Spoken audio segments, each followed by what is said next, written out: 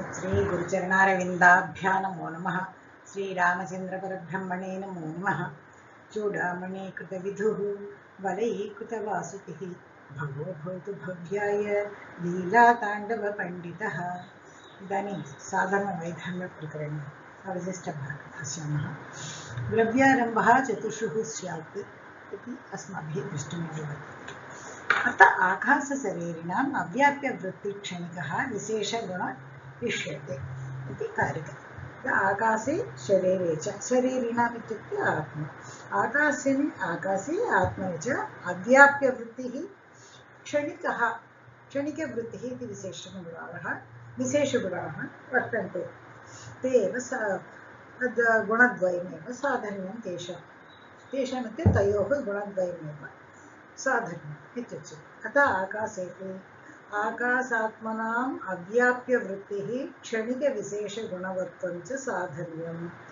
आकाश आत्मनाम् अव्याप्यवृत्तिः क्षणिकविशेषगुणवत्वं च। आकाशस्य विशेषगुणः शब्दः। आकाशे विशेषगुणः कः भवति? शब्दः भवति।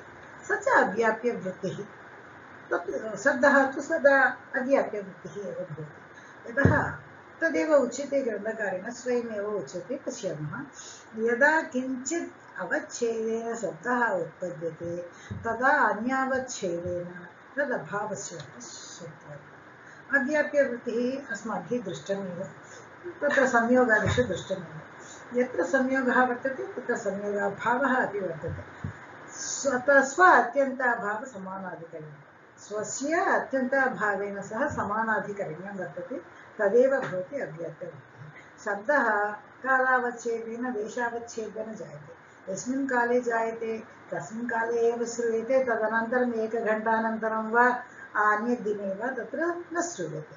तदेव यस्मिन् देशे भवति तस्मिन् देशे एव किञ्चित् देशपर्यन्तमेव तत्र श्रूयते, अन्यत् देशे तु न श्रूयते। शब्दः एकत्र वर्तते, एकत्र न वर्तते। अतः अव्याप्यवृत्तिः तत्र वर्तते। तदा अन्यावच्छेदेन तद् अभावस्य अपि सत्त्वात्। तदेव यदि आत्मनि पश्यामः, ज्ञानमपि क्षणद्वयं तिष्ठति इति अस्माकं दृष्टमेव। ज्ञानमपि शरीरावच्छेदेन उत्पद्यते।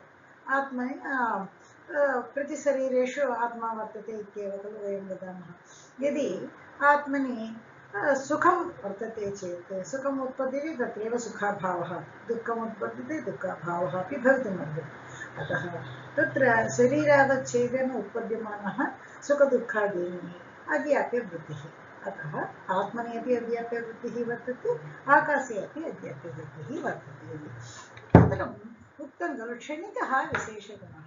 तत् किमिति ग्रन्थकारः वदति। क्षणिकत्वं च तृतीयक्षणवृत्तिध्वंसप्रतियोगित्वं। तृतीयक्षणे तस्य वर्तमानत्वं न भवति, तत्र ध्वंसमेव भवति प्रतियोगितासम्बन्धेन इति वक्तुं तत्र वर्तते।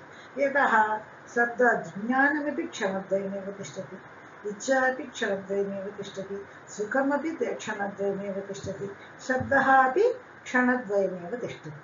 एवमेव खलु। अतः तृतीयक्षणे तस्य नाशः भवेत्। अतः तदेव क्षणिकवृत्तित्वं, क्षणिकगुणः विशेषगुणः इति। योग्यविभुविशेषगुणानां स्वोत्तरवृत्तिविशेषगुणनाश्यत्वात् प्रथमशब्दस्य द्वितीयशब्देन नाशः। इत्युक्ते तत्र किं वदति, कार्यकारणयोः अधिकरणम्। अत्र किं भवति, नश्यमानः गुणः भवति अधिकरणं, नाशः प्रतियोगितासम्बन्धेन प्रतियोगिनी वर्तते। द्वितीयक्षणे उत्पद्यमानः गुणः किं करोति, प्रथमक्षणे वर्तमानं गुणं प्रतियोगितासम्बन्धेन तत्र नाशयति। यदि घटः वर्तते, घटे रूपमपि वर्तते, घटे रूपं वर्तते खलु, नाशः यदि वर्तते, घटः रूपं संयोगः इति वर्तते चेत्, संयोगः उत्तरवर्ती गुणः एव खलु। तत्र नाशकारणतावच्छेदकं रूपं संयोगे भवति खलु, संयोगे नाशकारणतावच्छेदकं भवति रूपस्य। परन्तु घटरूपे संयोगनाशे घटस्य रूपस्य नाशः भवति वा इत्युक्ते नाशः। संयोगः नास्ति चेदपि घटे रूपं भवत्येव। अतः अन्यद् विचारः भवतां किम् उक्तम् इत्युक्ते स्वोत्तरवर्ती गुणेन योग्य विभुविशेषगुणानां स्व उत्तरवर्ति विशेषगुणनाश्यत्वात् प्रथमशब्दस्य द्वितीयशब्देन नाशः। यदा द्वितीयशब्दः तृतीयक्षणे उत्पद्यते तदा प्रथमशब्दः तत्र नाशः भवति, क्षणद्वयावस्था एव भवति शब्दः इत्युक्तं। तत्रापि किम् उक्तं? योग्य। योग्य इत्युक्ते प्रत्यक्षयोग्यं, विभुः इत्युक्ते विभुपदार्थेषु वर्तमानत्वं, गुणाः विशेषगुणाः। तादृशविशेषगुणाः न नश्यन्ति कथं? स्व उत्तरवृत्तिविशेषगुणनाश्यत्वं। स्व उत्तर स्वस्य उत्तरगुणे उत्तरं ये गुणाः उत्पद्यन्ते तैः गुणैः प्रथमगुणस्य प्रथमे स्थितगुणस्य नाशः स्यात्। तद्गुणं किं कथं भवेत्? योग्यमपि भवेत्, विभुसमवेतमपि भवेत्, विशेषगुणः अपि भवेत् इति एव स्वीकरणीयं भवति।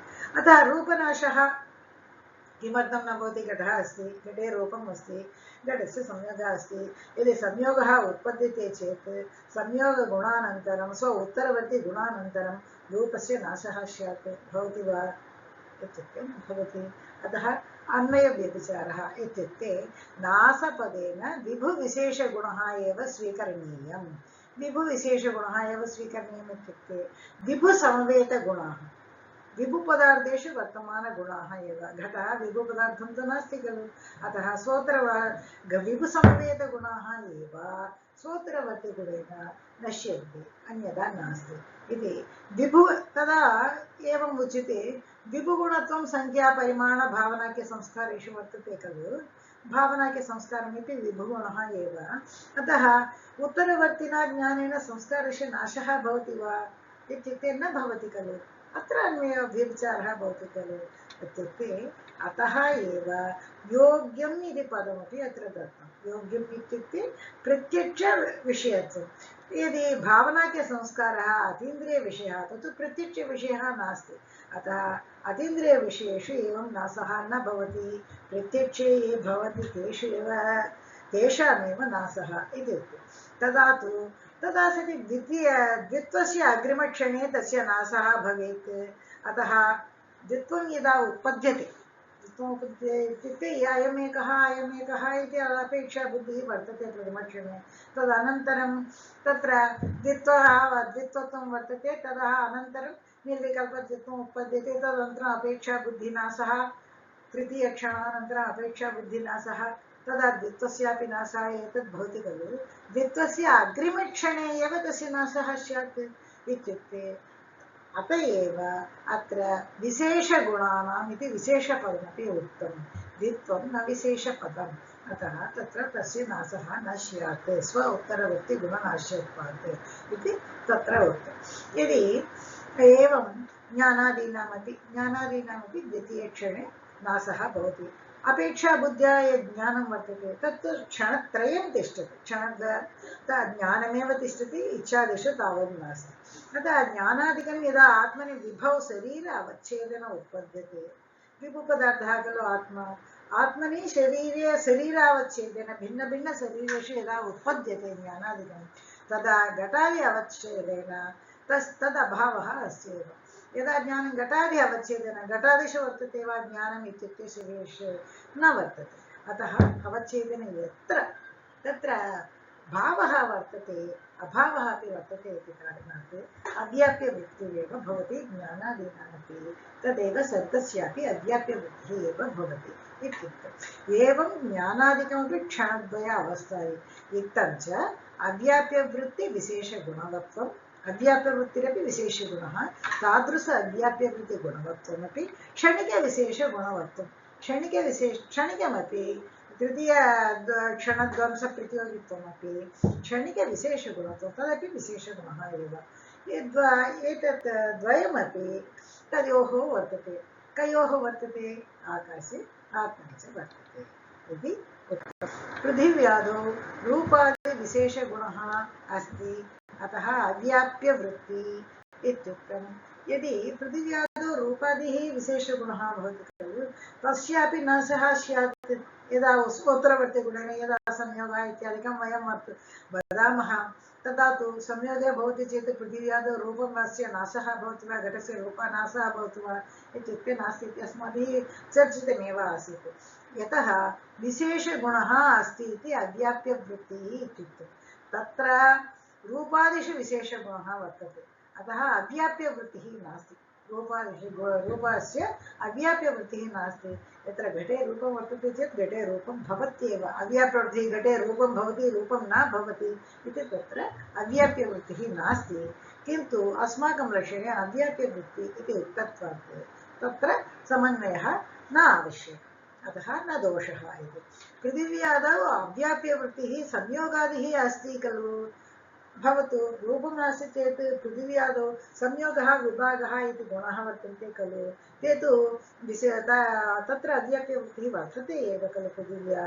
तत्रापि एवं भवति खलु इत्युक्ते लक्षणस्य तदा विशेषगुण इत्युक्तं संयोगादिषु विशेषगुणवत्वं नास्ति अत एव तद्वारणार्थमेव विशेषगुण इत्युक्तं न च रूपादीनामपि कदाचित् तृतीयक्षणे नाससम्भवात् क्षणिकविशेषगुणवत्वं क्षित्यादौ अतिव्याप्तम् इति वाक्यं तदेव वदति रूपादीनामपि कदाचित् तृतीयक्षणे नाससम्भवात् कदाचित् सर्वत्र रूपस्य सर्वदा तु कालं बहुकालं तिष्ठति मासत्रयमपि तिष्ठति वर्षत्रयमपि तिष्ठति अनेकवर्षाण्यपि रूपं तत्र वर्तते एव रूपस्य नाशः तावत् न भवति अतः यावत्पर्यन्तं द्रव्यस्य नाशः न भवति तावत्पर्यन्तं रूपः तत्र स्थातुं शक्यते एव किन्तु कदाचित् यदि घटः उत्पन्नघटः यदि हस्तात् नीचे पतितः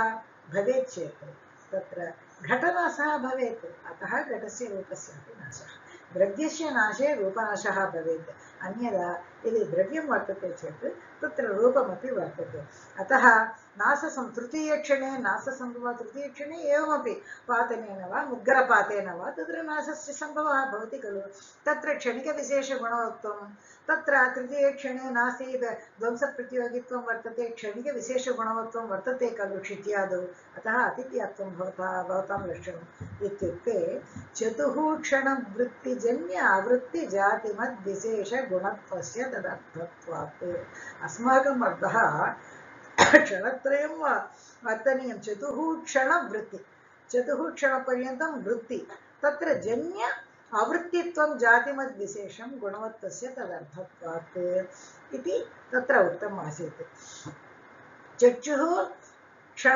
चतुःक्षणवृत्ति जन्य आवृत्तित्वं वर्तते इति तत्र चतुःक्षणवृत्तिजन्य तद् आवृत्तिजातिः तत्र शब्दः भवति यतः चतुःक्षणवृत्तिजन्यवृत्तिरेव रूपादिषु भवति आवृत्तिः रूपादिषु न भवति तत्र चतुःक्षणपर्यन्तं या रूपं तु तिष्ठति एव चतुःक्षणवृत्तिजन्य आवृत्तिजातिमत् विशेषगुणवत्वम् इति तत्र वयम् उक्तम् ततः रूपादिषु तत्र न भवति किन्तु यदि चतुःक्षणवृत्ति जन्य आवृत्तिजातिमद् विशेषगुणत्वस्य तदर्थत्वात् इत्युक्ते तदा चतुःक्षणवृत्तिजन्य तदवृत्तिजातिः शब्दत्वजातिः ज्ञानत्वजातिः सुखत्वजातिः जन्यम् इति पदं किमर्थं तत्र उक्तम् इत्युक्ते जन्यम् इति पदम् ईश्वरज्ञाने इति आत्मा इत्युक्ते परमात्मनि अपि यदा वयं स्वीकर्तुं शक्नुमः खलु अतः ज्ञानत्वजातिः ईश्वरप्रत्यक्षे वर्तते स तु नित्यमेव भवति अतः चतुःक्षणवृत्ति आवृत्तिजातिः तत्र न भवति अतः तत्र जन्यपदं दत्तं जन्यपदेन किं भवति चतुःक्षणवृत्तिजन्य पदं किं भवति शब्दत्वं ज्ञानत्वं सुखत्वम् इत्यादि जातेः भवति तादृशजातिमत्वस्य चतुःक्षणवृत्तिजन्य आवृत्तिरेव रूपादिषु वृत्तिः भवति तत्र यत्र आवृत्तिः भवति तत्र आवृत्तिः तु तदवृत्तित्वभावः रसेतु भवति खलु भवतु रूपेण भवतु किन्तु रसेतु भवति खलु चतुःक्षणवृत्तिजन्य वृत्तित्वभावः रसे भवति खलु इत्युक्ते स तु रूपेण अस्ति इत्युक्ते रूपे विशेषाभावः भवति विशेषाभावः एव अस्माकम् उक्तं रसे तु सामान्याभावः अतः चतुःक्षणवृत्तिजन्य आवृत्तित्वं सामान्याभावः तत्र नास्ति इत्येव वक्तव्यं भवति अस्माकं तदेव किं वदति तत्र अपेक्षा बुद्धिः चतुःक्षणजन्य आवृत्तिजातिमत्वं चतुःक्षणजन्यं तत्र अवृत्तित्वं तादृशविशेषगुणवत्वं तदर्थत्वम् अपेक्षाबुद्धिः क्षणत्रयं तिष्ठति क्षणचतुष्टयं तु न किमपि जन्यज्ञानं तिष्ठति जन्यज्ञानं सर्वमपि तृतीयक्षणे एव नश्यति चतुर्थक्षणपर्यन्तं न कोऽपि तिष्ठति अतः रूपत्वादिकं तु क्षणचतुष्टयस्य अवस्थायिन्यपि रूपादौ वर्तते इति तद्विलासः अतः रूपत्वादिकं तु तत्र क्षणचतुष्टयं किं तदनन्तरमपि वर्तते खलु इति तत्र परिष्कारं भवति रूपादिषु एवं स्वीकरणीयः न भवति विशेषाभावः तत्र वर्तते सामान्याभावः इति रसेन भवति इति तत्र उक्तम् आसीत् ईश्वरज्ञानस्य चतुःक्षणवृत्तित्वात् ज्ञानत्वस्य तद्वृत्तित्वात् जन्य इत्युक्तम् यदि तृतीयक्षणध्वंसमिति वदामः ईश्वरज्ञानस्य तु नित्यं भवति सर्वदा वर्तते एव तृतीयक्षणपर्यन्तं तृतीयक्षणध्वंसप्रतियोगित्वं तत्र नास्ति तदर्थमेव चतुःक्षणवृत्तित्वं वर्तते ज्ञानस्य ईश्वरज्ञानस्य चतुःक्षणवृत्तित्वं वर्तते तदर्थमेव तत्र जन्यवृत्तित्वम् इत्युक्तं जन्यवृत्तित्वं वृत्तित्वात् जन्य इत्युक्तं यदि आकाशजीवात्मनोः साधर्म्यं तदा जन्य इति न भवति यदि शरीरिणां शरीरी इति तु केवलं जीवात्मनि एव खलु भवति परमात्मनि कथं भवति परमात्मनि तत्र अन्वयः कर्तुं किमर्थम् अन्वयः किमर्थं करणीयम् इति यदि वयं चिन्तयामः तदा तु जन्यत्वम् इति न देयं जन्यपदस्य आवश्यकता नास्ति तदैव यदि ज्ञानं विहाय इच्छा द्वेषं कृति एतत् सर्वं वयं स्वीकुर्मः द्वेषत्वादिकम् आदाय आत्मनि तत्र लक्षणसमन्वयः भवति यतः तेषां तु क्षणद्वयावस्थायुक्तमेव वर्तते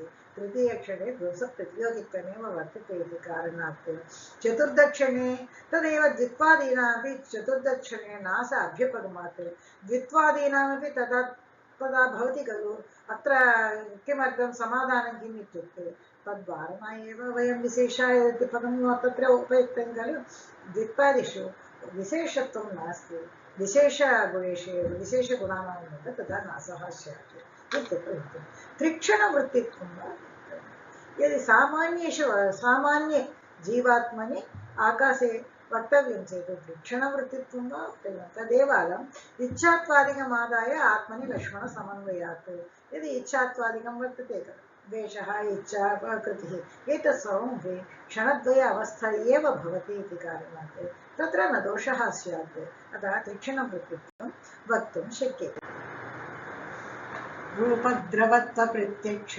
योगिनप्रथमास्त्रयः गुरुणी द्वे रसवती द्वयोर्नैमित्तिको द्रवः इति कारिका प्रथमाः त्रयः पृथिवी अप तेजः तेषु रूपवत्वं द्रवत्ववत्वं प्रत्यक्षविषयत्वं च साधर्म्यम् इति द्वे गुरुणी रसवती द्वे पृथिवी अप तेषु गुरुत्ववत्वं रसवत्वं च वर्तते द्वयोः पृथिव्यां तेजसि च नैमित्तिकद्रवत्ववत्वं वर्तते इत्युक्ते मुक्तावली रूपद्रवत्वेति पृथिव्यतेजसां रूपवत्वं द्रवत्ववत्वं प्रत्यक्षविषयत्वं च इत्यर्थः इति प्रत्यक्षविषयत्वं तत्र वर्तते न च चक्षुरादीनां भर्जनकपालस्थवर्णेः ऊष्मणश्च रूपवत्वे किं मानम् इति वाच्यं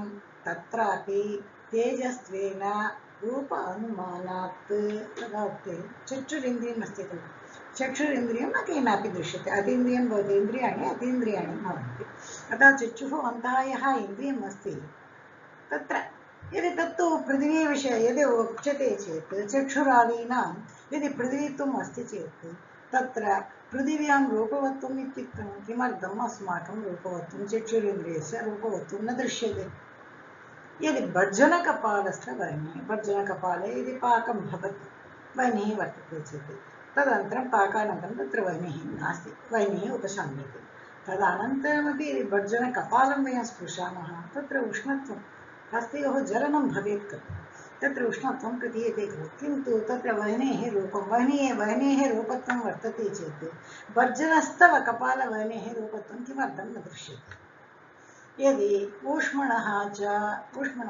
यदि दिवाकाले वयं बहिः गत्वा पश्यामः चेत् ऊष्मणः अस्मात् श्वासनिश्वासयोः तत्र ऊष्मणः तत्र वर्तते वा रूपं वर्तते वा दृश्यते वा इति चेत् न वर्तते। अतः चक्षुरादीनां भर्जनकपालस्थवर्णेः ऊष्मणस्य रूपवत्वे किं प्रमाणं? भवता उक्तं किम् उक्तं तत्र तेजसि रूपवत्वं वर्तते इत्युक्तं, जले रूपवत्वं वर्तते इत्युक्तं, पृथिव्यां रूपवत्वं वर्तते इत्युक्तं।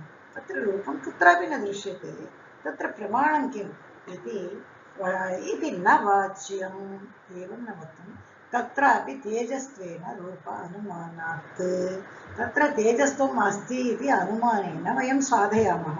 यदा चक्षुः रूपवत् तेजस्त्वात्, चक्षुषि रूपम् अस्ति तेजस्त्वात्, भर्जनकपालस्थवनिः रूपवान् तेजस्त्वात्, ऊष्मा रूपवान् तेजस्त्वात् इति अनुमानेन तत्र रूपत्वं साध्यते इति।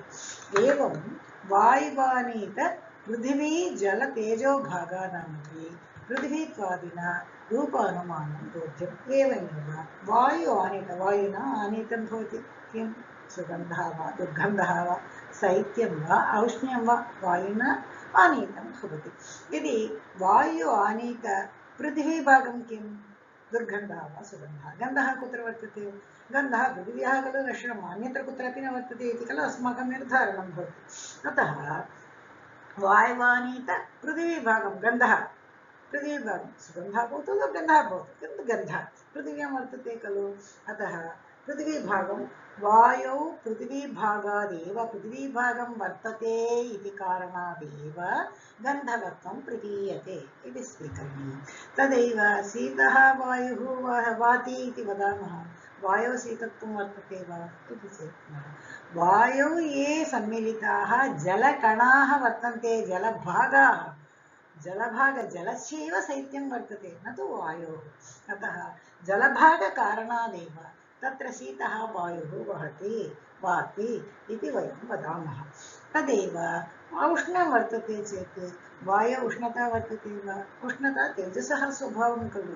अतः तत्र तेजोभागं वर्तते इति कारणादेव तत्र औष्ण्यं प्रतीयते इति। पृथिवीत्वादिना इत्युक्ते पृथिवीत्वात् गन्धवान् वायुः गन्धवान्, तत्र वायौ गन्धत्वं वर्तते इति चेत्, गन्धः तत्र वर्तते चेत् पृथिवीत्वात्। तथैव अत्रापि जलतेजोभागः शैत्यं वर्तते चेत् जलत्वात्, औष्ण्यं वर्तते चेत् तेजस्त्वात् इत्यादि रूपानुमानं तत्र अस्माभिः कर्तव्यं भवति। न च घटादौ धृतसुवर्णादिभिन्ने तेजसि च द्रवत्ववत्वम् अव्याप्तम् इति वाच्यम्। यदा पूर्वपक्षः वदति, भवता किमुक्तं? पृथिव्यां जले तेजसि च रूपत्वं वर्तते, द्रवत्वमपि वर्तते, द्रवत्वमपि तत्र वर्तते इति उच्यते खलु। घटः पृथिवी खलु, धृतसुवर्णादिः तेजः खलु, तत्र द्रवत्वोक्तं। तदा धृतसुवर्णादि भिन्नं तेजः वर्तते खलु। यदि वह्निः वर्तते तत्र तेजः, तत्र द्रवत्वोक्तं वर्तते वा? वह्नौ अस्ति। घटे द्रवत्वोक्तं वर्तते वा? कथं वक्तुं शक्यते? पृथिव्यां तु द्रवत्वं वर्तते, तेजसि द्रवत्वं वर्तते इति कथं भवता वक्तुं शक्यते? तत्र अव्याप्तं खलु भवतः लक्षणम् इति तेषां वादः। न वाच्यमेवम्, एवं न कर्तव्यं। यतः द्रवत्ववद्वृत्ति तद् द्रव्यत्वव्याप्य जातिमत्वस्य विवक्षितत्वं। तत्र परिष्कारः एवं करणीयः भवति। द्रवत्ववद्वृत्ति द्रव्यत्वव्याप्य जातिमत्वं, तादृशजातिमत्वं तेषु अपि वर्तते इति। तदेव तत्र विवरणं दत्तं। धृतजतुप्रभृतिषु पृथिवीषु घृतम् इत्युक्ते तत्र नैमित्तिकद्रवत्वमेव खलु पृथिव्यां वर्तते, पृथिव्यां तेजसि च। घृतम् इत्युक्ते अस्माभिः ज्ञातमेव। तदा घृत जतु इत्युक्ते लाक्ष अपि द्रवं भवति खलु तपनेन। अतः घृतजतुप्रभृतिषु पृथिवीषु द्रवत्वं वर्तते वा न वा? वर्तते। जलेषु सांसिकद्रवत्वं वर्तते।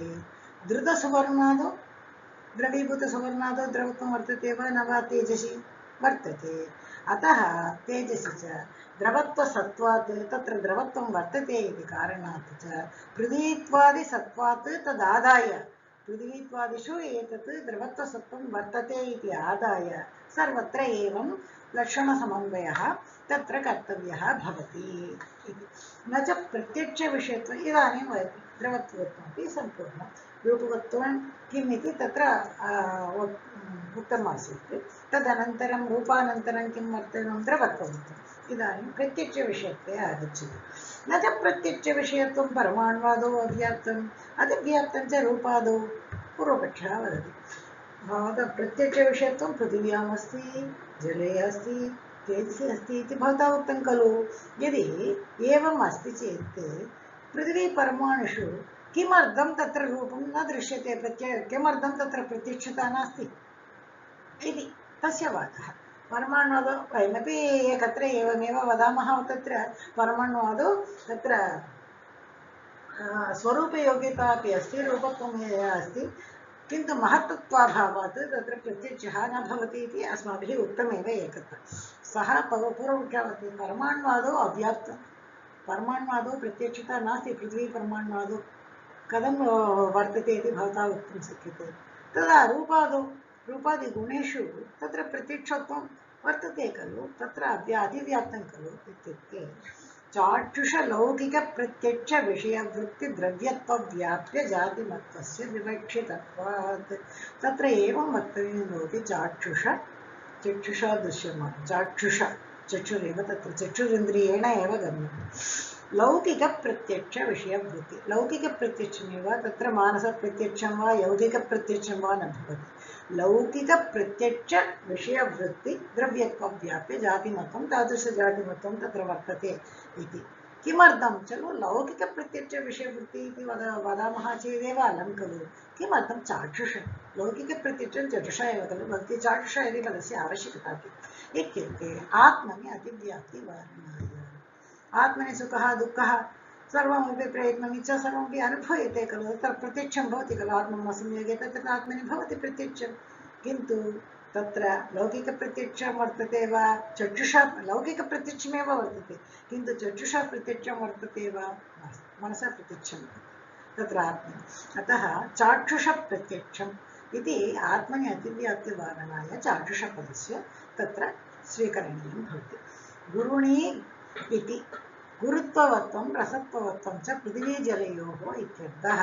द्वे इत्युक्तं खलु, पृथिवीजलयोः गुरुत्वत्वं वर्तते, रसवत्वमपि वर्तते इति।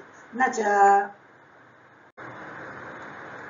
च घ्राणेन्द्रियादीनां वायुवानीत पृथिव्यादिभागानां च रसादिमत्वे किं मानम् इति वाच्यं। घ्राणेन्द्रियम् अस्ति, घ्राणेन्द्रियादीनां वायु आनीत, वायुना सुगन्धः दुर्गन्धः आनीतं भवति, तादृशपृथिवीभागानां च रसादिमत्वे रसादि स्फुरणं भवति खलु, तादृशे किं मानं, तत्र प्रमाणं किं, तत्र गुरुत्वं वर्तते। द्वे रसवती इत्युक्तं खलु, रसत्ववत्वे किं मानं, तदैव गन्धत्व तत्र गन्धवत्वे किं मानं, वायुवानीत पृथिव्यादिभागानां च, पृथिव्यादि इत्युक्ते जलतेजसि भागानां च रसादिमध्ये किं मानम् इति न वाच्यं। यथा तत्रापि पृथिवीत्वादिना तदनुमानात् गन्धवत् पृथिवीत्वात्, रसवत् जलत्वात्, उष्णवत् तेजस्त्वात्, इत्र केवलम् अत्र गुरुणि गुरुत्ववत्वं रसत्वत्वमेव तत्र उक्तमासीत्। द्वयोरिति पृथिवी तेजसोरित्यर्थः, द्वयोः पृथिवी तेजसोः। न च नैमित्तिकद्रवत्वं घटादौ वह्न्यादौ च अव्याप्तं। नैमित्तिकद्रवत्वम् यदि पृथिव्याम् अस्ति चेत् घटादिषु कथं न वर्तते, यदि तेजसि वर्तते चेत् वह्न्यादौ कथं नैमित्तिकद्रवत्वं वर्तते न इति न वाच्यं। यतः नैमित्तिकद्रवत्वसमानाधिकरण द्रव्यत्वव्याप्य जातिमत्वम् इति वक्तव्यं भवति। तादृशजातिमत्वं स्वीकृत्य अस्माकं लक्षणे दोषवार्तं करणीयं भवति। आत्मानो भूतवर्गाश्च विशेषगुणयोगिनः यदुक्तं यस्य साधर्म्यं वैधर्म्यम् इतरस्य तत्। आत्मनः भूतवर्गस्य, आत्मानः इति बहुवचने उक्तं, आत्मा आत्मानो आत्मनः इति। भूतवर्गाः इत्युक्ते पञ्चभूताः पृथिव्यप्तेजो वायुवाकाशः। येषु पृथिव्यप्तेजो वायुवाकाशाः आत्मा च विशेषगुणयोगिनः तदेव उच्यते पृथिव्यप्तेजो वायुवाकाशात्मनो विशेषगुणवत्वम् इत्यर्थः। यदुक्तं यस्य साधर्म्यं यदुक्तं यस्य यत् साधर्म्यम् इति अस्माभिः उक्तं तत् इतरस्य यत्र नोक्तं तेषां तु वैधर्म्यमेव भवेत्। इत्युक्ते ज्ञेयत्वादिकस्य किम् अवाच्यं ज्ञेयत्वं वर्तते प्रमेयत्वं वर्तते अभिधेयत्वं वर्तते खलु। इत्युक्ते ज्ञेयत्वादिकं केवलान्मीनः एतत् ज्ञेयत्वम् अभिधेयत्वं प्रमेयत्वं विहाय ते तु सर्वत्र वर्तते एव सप्तपदार्थेषु वर्तन्ते एव। अतः तान् विहाय यदुक्तं यस्य साधर्म्यम् इतरस्य तदेव वैधर्म्यं भवेत् इत्युक्तं। धन्यवादाः। सर्वे भवन्तु सुखिनः सर्वे सन्तु निरामयाः सर्वे भद्राणि पश्यन्तु मा कश्चित् दुःखभाग् भवेत्।